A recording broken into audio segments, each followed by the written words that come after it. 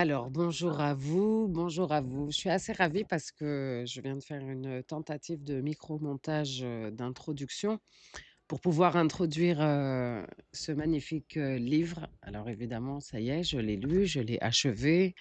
J'ai scanné les pages, sources supplémentaires. J'ai eu dans les premiers temps un peu de soucis à les lire du fait de leur fond gris, et finalement je les ai pris en photo et je les ai lus pour vous dire, la vérité au niveau des sources. Et j'ai scanné aussi toutes les illustrations que vous allez trouver au fur et à mesure. Bonjour à vous. Au gré de quelques réflexions et de comment pourrait-on participer à une meilleure connaissance du territoire, algérien, je me suis dit: «Bah, pourquoi pas commencer avec un historien?» Mahfoud Kadash, «L'Algérie des Algériens, de la préhistoire à 1954», est en réalité un ouvrage qui regroupe, du coup 4 livres. Dans ces 4 livres, vous allez découvrir alors j'ai plus de 40 ans, je suis née en France, donc plutôt de culture, et de littérature, français, avec un ancrage qui est dû au fait évidemment que je sois née ici. J'ai vécu en Italie. Bon, bah, je savais pas tout ce que savait quelqu'un qui était né en Italie, même si mon italien est relativement correct.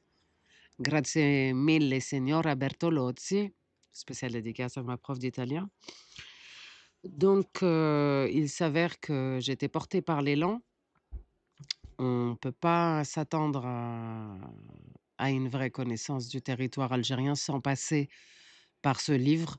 Je pense qu'il pourrait nourrir, tous les citoyens en France et algériens compris, même si on observe, parfois que là-bas un enfant, de 8 ans pourrait vous narrer, l'histoire de son pays. Une des vocations de l'association, c'est donc, comme je le disais, une meilleure connaissance, de l'histoire de l'Algérie, de son peuple, de l'existant humain, de l'artiste à l'entrepreneur, à une quelconque activité, artisan et cetera, avec une plateforme, virtuelle qui est en construction et en même temps l'histoire. Alors, pour vous donner un petit exemple, assez simple, et qui n'activerait pas une quelconque turbulence, quand tu nais dans un pays, tu apprends, son histoire.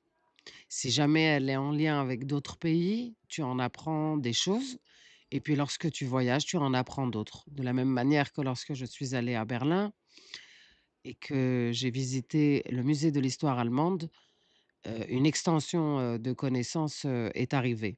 L'histoire est subjective, certes. Cela dit, depuis plus de 40 ans, j'observe combien on ne connaît pas ce pays, qui est l'Algérie. Ou en tout cas, on en a des idées, des morceaux et quel magnifique instant j'ai pu passer avec certains dont la famille avait vécu, en Algérie. De la même manière que pour reprendre, le lien allemand-français, je pense beaucoup à ça parce que nous avons tellement de ponts culturels, télévisuels entre ces 2 pays. Cette association, alors elle a vocation, de créer ce pont-là, tout simplement. Raison pour laquelle je me suis lancée, naïvement, hein, je dirais, sur, la lecture de cet ouvrage immense, en me confrontant forcément à des noms en phonétique, hein.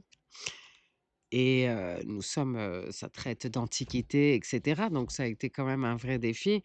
Défi dont j'ai eu conscience, que vers la fin de la lecture de ce livre, puisque quand on est passionné et voué ou cérébralement relativement consciente, de ce qui pourrait manquer pour que ça aille mieux ou qu'on s'enrichisse, voilà, pêle-mêle quelques motivations de la lecture de cet ouvrage.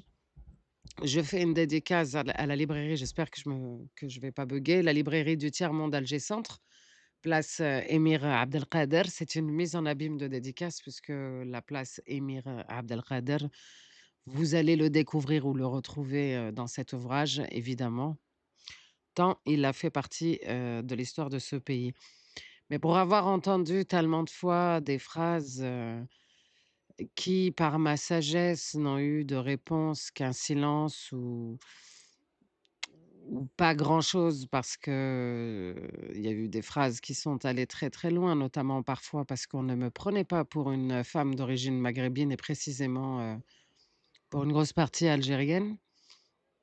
Heu, du coup, il serait temps, non, qu'on partage davantage que ce que les médias ou la télé veulent bien nous partager, en faisant une dédicace à tous ceux qui sont voués, pour en apprendre, qui ont la curiosité ou simplement, d'écouter une autre, proposition de regard. L'histoire est subjective, mais là, on a besoin d'en partager davantage.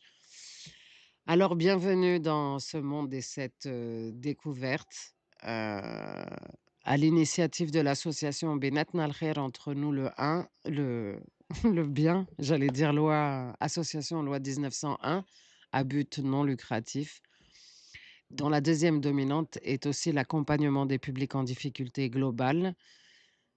C'est histoire d'aider tout le monde et rapidement les publics, d'origine étrangère et ou issus de la diaspora algérienne, maghrébine et africaine, pour rester dans la même mouvance. Donc si on regroupe public à difficulté globale, profil étranger et issus, de la diaspora, algérienne, maghrébine et africaine, on a tout le monde.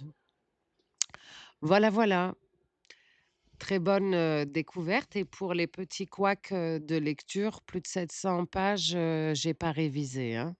Je l'ai découvert et en instantané, je me suis enregistrée. C'est un être humain qui vous parle et que vous écoutez et ce n'est pas mon métier, de lire, même si j'aurais aimé.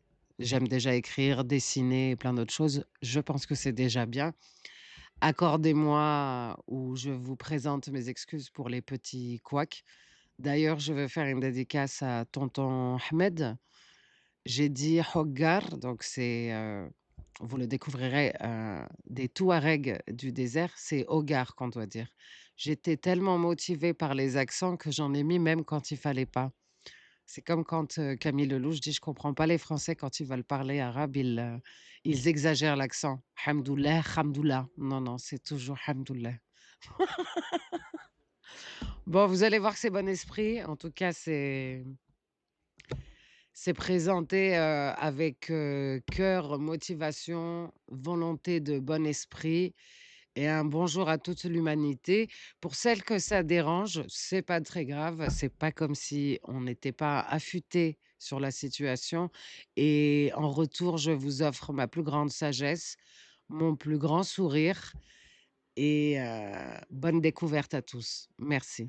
Juste avant de commencer, je voudrais juste préciser que Mahfoud Kadash, historien et écrivain, ce n'est pas simplement avec sa page de couverture de cet ouvrage que vous en saurez davantage et en plus de cette lecture.